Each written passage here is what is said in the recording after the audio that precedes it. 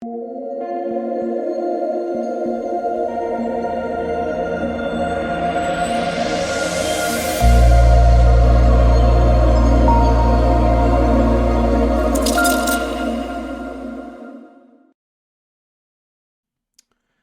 what is going on, guys? It's DK. Back at you with another video here to break down the 5-game NBA main slate on Saturday. Before I get into the video, if you guys are new to the channel, welcome. My name is DK.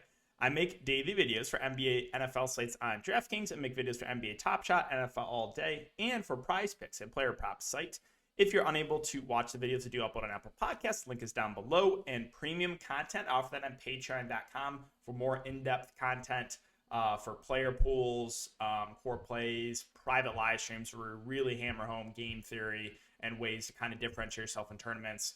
All that is linked down below. The sponsor of today's video, guys, is Thrive Fantasy. So Thrive Fantasy is a player prop site. We actually build out a lineup, right, on player props. And for NFL, again, I want to mention it. They have a really big contest, $100,000 guaranteed.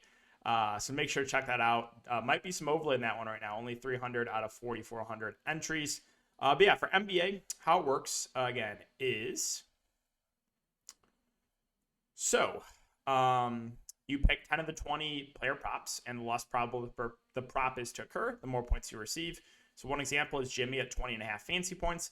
The over is more likely to occur, but you get less points if it hits. And then, yeah, you pick 10 of the 20, and that's basically your lineup. So if you guys want to give it a try, you can sign up and use my code DKDFS for a 100% match up to $100. And again, guys, there's a big edge here. No one's making content. No one's covering Thrive. So definitely an edge here. And again, if you want to try it out, make sure to use my code. You will get a 100% match up to $100. Okay, so before we get into players and their prices, let's take a look back at my lineup here tonight. So I'm keeping it 3 straight now. 3 straight, what might you add? 3 straight days now where I've had a 10K player go for 30 fantasy points, 30 or less. So yeah, was looking really, really good going to the late games. I had Goodwin, Taylor, Vucevic absolutely smashed. DeJounte Murray had like 40 at half. And then DeJounte Murray, blowout. As I said with Popovich, right? He's so early to pull. He's so quick to pull the plug. So DeJounte Murray, he lost a decent chunk of minutes because of the blowout. Kyrie Irving shot 6 of 43, and then the game blew out. So he didn't play his full complement of minutes. So one of the worst shooting games I've ever seen from Kyrie, plus blowout, and then DeJounte Murray blowout. Very, very happy right now, guys. So, yeah, and then I used Darius Bazley, Marquise Chris. I actually originally had Kenneth Williams there, but I pivoted to Chris once Maxi Kleber got out. Not sure if you guys saw what Kenneth Williams did in the first half. Kenneth Williams had like 20 fantasy points. So that is just so typical for me, right? I try to make a pivot that makes sense. Okay, Kleber's out, probably more run for Chris. Let me pivot from Kenrich to Chris. And Kenneth Williams goes absolutely off. And Marquise Chris at 1% ownership. 2 quick ones. All right, let's take a look at the winning lineup right now. So this is in high stakes, $3,000 entry. It is Goodwin, LeVert, Green, Love, Plumlee, Murray, Taylor, and Pirtle. That game shot out. Also, I just want to say that I am so extremely happy for Karis LeVert going for 42 real-life points. 42, 8, and 5. Not tilted one bit. Not at all. I am not tilted at all with that game from Karis LeVert. No. Sure, I played him at low ownership for the past 8 slates waiting for this game. Just never happened. So no, right? I'm not tilted at all when I finally fade. He breaks the slate and goes for 40-plus real-life points. Nope, not me. I am not tilted. Just very, very, very happy for him. That's all I'm going to say. Yay, Karis LeVert. Okay, 5 games. Miami and Charlotte is the first one here. So, Miami, Jimmy Butler probable, expect him to go. It's a really, really good matchup. I do love targeting teams against the Charlotte Hornets team. Tucker, questionable. We have Max Struss is questionable. And Martin is also questionable. Not really sure it matters too much just because we know where, a lot of the usage is going to go. But with the top end guys, I love the spot here for Jimmy and Bam, but we do have Kyle Lowry coming back. So, I don't know if there's one play that stands out, but if you get to any of either Bam or Jimmy, I have no issue with that. Because again, I really like the spot. Kyle Lowry in his first game back Did only play 25 minutes, and it was kind of a blowout. So more of a neutral play. And then Tyler Hero. Again, since I did not have him, since I did not play him, he shot really well on for 40 fantasy points. I play him with the whole team out. 5 of 18 shooting. Where's the other one? Oh, here, Portland. I play him with the whole team out. 5 of 23 shooting and ejected.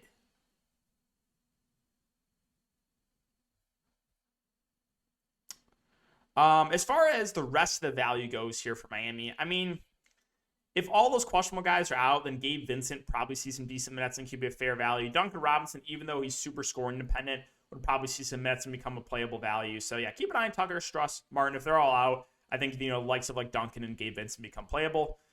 On the Charlotte side, so one of the worst possible matchups you can get here, and now basically fully healthy team. So I don't know if there's one player that stands out. I mean, you can look to these guys in tournaments, the likes of like LaMelo, Bridges, Rozier, Hayward. They kind of limited Hayward in his first game back, so keep an eye on news to see if there's any limitations on him. But like everyone just seems priced about right or a little bit overpriced. I mean, Plumlee had a decent game last game against Cleveland, but like, again, this is Miami. So yeah, there's really not much that stands out for me on the Charlotte side. Moving on to Phoenix. So there's still no Cameron Payne. And like I said, they're just giving huge minutes right now to Chris Paul and Devin Booker, right? Because they do not trust Alfred Payton one bit. So you're getting almost 40 minutes a game from Chris Paul and almost 40 minutes a game from Booker. So yeah, the price points are up. But again, they're playing huge minutes and really dominating the usage. So if I had to pick between the two guards, would lean Chris Paul, because I think he has a little bit of a higher floor, right? We've seen double-digit assists from him in the last 4 games. Whereas Booker, he had a really good shooting game last game, or good output, 32 really points, but no personal stats. Right? So that's always the risk with Booker. He has a little bit of a lower floor, but I think both still have a decent ceiling. DeAndre Ayton, they've still kind of taken easy in his minutes, 28, 24. So I'm going to wait till his minutes bump up before I target him at 7-1. Bridges has been playing extremely, extremely well, playing about 40 minutes a game. 40 plus the last 3 games. I don't know if he continues to play this well. So I think he's fine, but might be a little bit overowned. Cam Johnson at 4.9 with Jay Crowder coming back probably sees low to mid 20s minutes, which makes him a fair play. I probably lean Jay Crowder, who we saw 34 minutes from last game, just because he's a little bit cheaper. I do want to mention JaVale McGee has been getting the backup 5 run over Bismack Biyombo. We've been seeing about 15 minutes a game from him. So I think he's in play for tournaments, right? We know he's a good point per minute guy. If we're going to get about 15 minutes, then sure. I think he is playable. On the Washington side, so still no Beal. Kuzma, Dinwiddie going to lead this offense. I have interest in both, right? Kuzma going to play mid-30s minutes, and he's been playing really well over the last few games, and Dinwiddie as well. Both these guys are going to dominate the usage. Dinwiddie had a triple-double last game, so I have interest in both. The price came up a bit on Dinwiddie, but I still think both are good plays. As far as the bigs go, we do have Thomas Bryant back, so keep an eye on the starting lineup. If I had to guess, I would say they start Bryant and go shift Gafford back to DNP. And we've been seeing Harrell getting the backup 5 run, whether it be to Bryant or to Gafford. So Harrell's probably the center you're going to feel the best about minutes-wise. He's in play for GPPs. Again, KCP is pretty cheap at 3.7. Should play around 30 minutes. The only issue is he's very scoring dependent, so not going to do a lot of the peripheral stats. Kind of the same thing for Denny. I think we see mid-20s minutes from him. I don't know if we get to anyone else, though, on the Wizards side. New York and the Lakers, I just really don't like talking about this next team. But it is a revenge game here for Julius Randle if you're into that. He played 37 minutes last game. Should play big minutes. And, again, this is a good spot. Now, he's been struggling a bit of late besides the last game, but I have some interest there. RJ Barrett at 6.9 also should play big minutes. I think, the main 2 guys look decent there for the Knicks. I hate talking about this guy, but he just has a ceiling, right? Just look at the last 5 games. 7, then 11, then 44, then 26, then 43. So if Fournier can make his shots, this guy has shown the upside. I can't tell you if he's going to make his shots, right? It's in a good matchup. He could still shoot 2 of 13.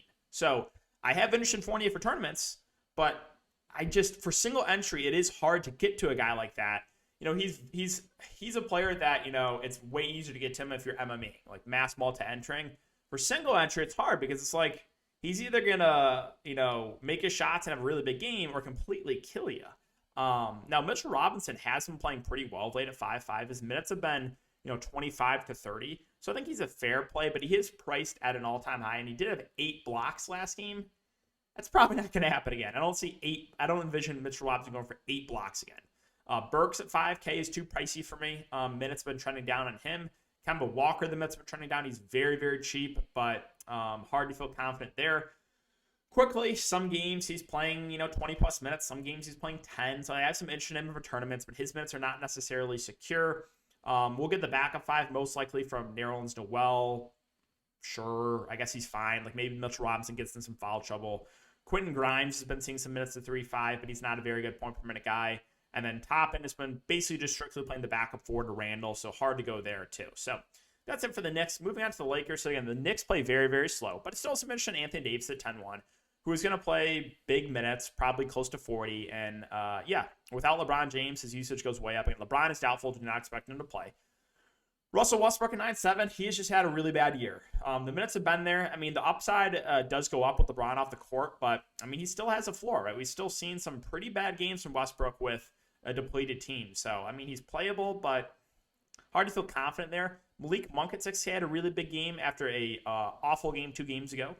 He's probably been, their second most consistent player this year. So I have some interest in him, even though he's a little bit pricey. And then again, with Melo out, they probably just dust off Trevor Ariza like they did last game. They put him 17 minutes.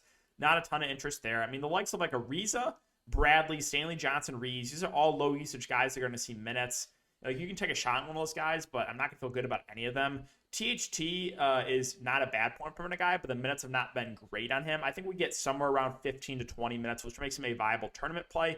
And then we've been seeing backup 5 run for Dwight Howard to 3-4. He's not a bad point per minute guy, but probably not for me. Moving on to the Thunder and the Kings. So Shea is going to be out, I think, at least till the All-Star break. So Josh Giddey, 7-6, I think is firmly in play. Good matchup against the Kings. Should play low to mid-30s minutes, and, he's going to be the do-it-all guy here for the Thunder. Lou Dort at 6'4", also expect, mid-30s minutes. He's been playing really well of late. Bazley at 4'3", most likely starts and plays, I would say, 25 to 30 minutes, which then makes him a decent value play. Trey Mann probably starts. The only downside with him is he's very, very score independent, but I think he's a fair value play. And then with Kenrich Williams, who I originally had, and then again pivoted to Chris, and Kenrich Williams was smashing in the first half. So I have an interest in Kenrich. Again, he's a guy that can kind of do everything stuff the stat sheet. We did see Diakate start. Diakate, sorry, I was right. We saw Diakate start. If he starts at the 5 again at the flat min price, then I think he's playable. And that's probably it for the Thunder. Moving on to the Kings, so De'Aaron Fox is once again questionable. I feel like he's been questionable for the past 2 weeks now. If he's out, we kind of know what to do, right? Mitchell's going to start and play 30-plus minutes, and Halliburton is going to be a pretty high-usage guy. Now, Halliburton had a really bad shooting game last game, but we've seen a couple ceiling games from him, right, with Fox out, so his upside goes up with Fox out. And then Davion Mitchell's played really well since moving into the starting lineup, playing huge minutes. He's been doing some ball handling as well, so I like both those guards if there's no Fox. As far as Harrison Barnes go, kind of a neutral play. I expect, low to mid-30s minutes. Let's see. What else is there? Buddy Hield's 5K. Probably sees mid-20s minutes. Is very score independent, but does have upside if he can knock down his shots. Holmes at 5-1. The minutes have been a little bit disappointing. He's been playing low 20s minutes, so I don't love going there. Bagley's questionable. If he misses, then yeah, you can look to a guy like Metu. I think plays low 20s off the bench, not a bad point per guy. We did see a big game from Harkless at 3-8. We also saw 31 minutes. That last game was definitely an outlier. He had 18 real-life points and 6 steals. So you're not going to get 40 fantasy points again from Harkless. But if he starts, then sure, you can play him.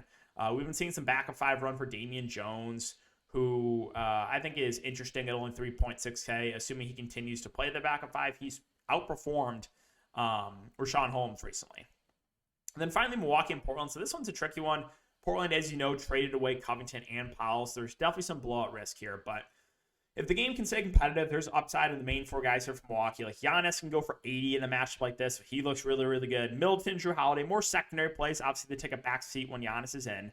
But they can still have a big game when Giannis is out there. Just less likely to happen. And then Bobby Portis, the 6'1", probably starts the 5 and plays, around 30 minutes. So I think he's a fair play in the mid-range. Value-wise, you have the group of Allen, DiVincenzo, Connaughton are all fair values. Allen, probably the guy that has the most upside if he can knock down his shots. And then finally, Portland. So again, no Powell, no Covington. Nance did not play tonight. I don't think he plays tomorrow either. So The top three guys I think look pretty solid here. If they want a chance of keeping this game competitive, we're going to have to see some pretty big games from CJ, Simons, and Nurkic. I think Simons looks the best point per dollar at only 6'6". Nurkic is probably going to play, as many minutes as he can handle, so he looks good. And obviously, we know the upside is there with CJ. As far as the value goes, they've kind of been spreading it out, at least from the game so far in the first half.